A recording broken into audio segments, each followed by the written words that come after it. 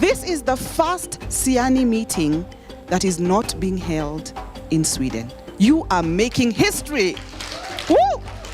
Yes. The core membership of SIANI is about 2,500 people, but 235 of those members are actually located in Kenya.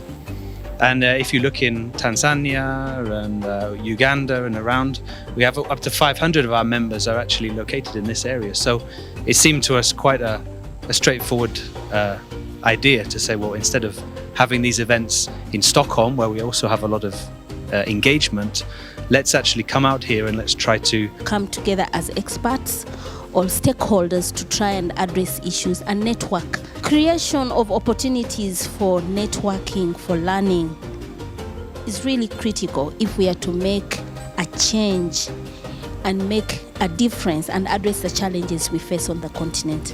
The people with knowledge in agriculture, in agribusiness, are really the ones who are going to make the change. Those who are not knowledgeable or who don't have information on markets, I think they get left out. So we want to make sure that we bring all the women with us by providing knowledge space and a knowledge platform. We have to be producing what the market demands, not just producing, making it a hobby, or because farming is serious business and producing food is serious business, and we're glad to be in that business. Even for the small producer, they have to produce good standard, because even on our market, the food we eat, it has to be a food safe also. So that's something that we have really we can work together.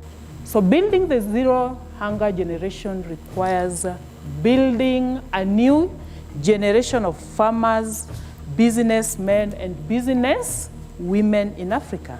Africa is a youthful continent.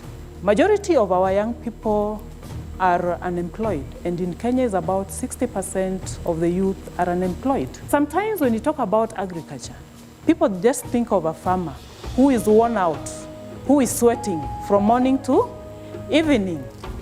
And it doesn't really appear to be a nice thing. And that's what normally how our youth react. We teach students to pass exams.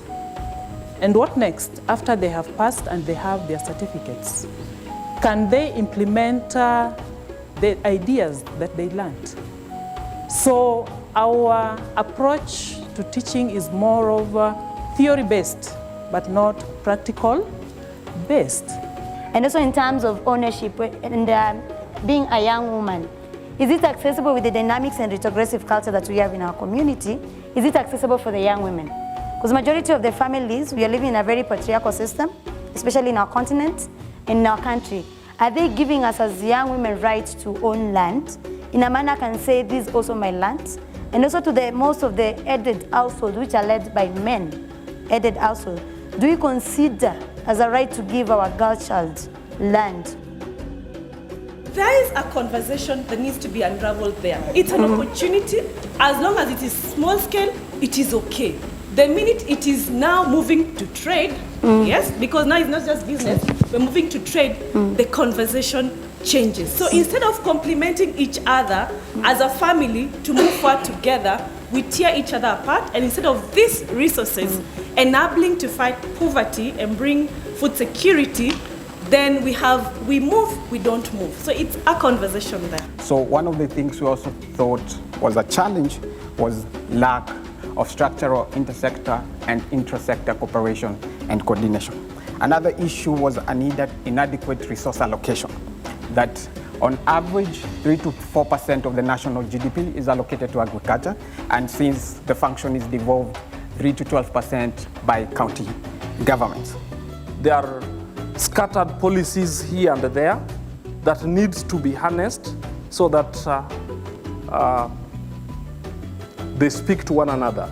And then there is the government support, lack of coordination between authorities. Like now in Kenya, we have the county governments.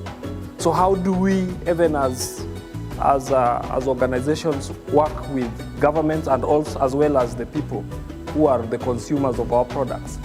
And then we have multiple partners, sometimes requiring time to work to bring partners together, and sometimes even competition among partners. These are things that really interfere with collaboration. It's really about bottom up, going to the farmers, what are the gaps, what are the opportunities, and picking from that and moving forward together with them.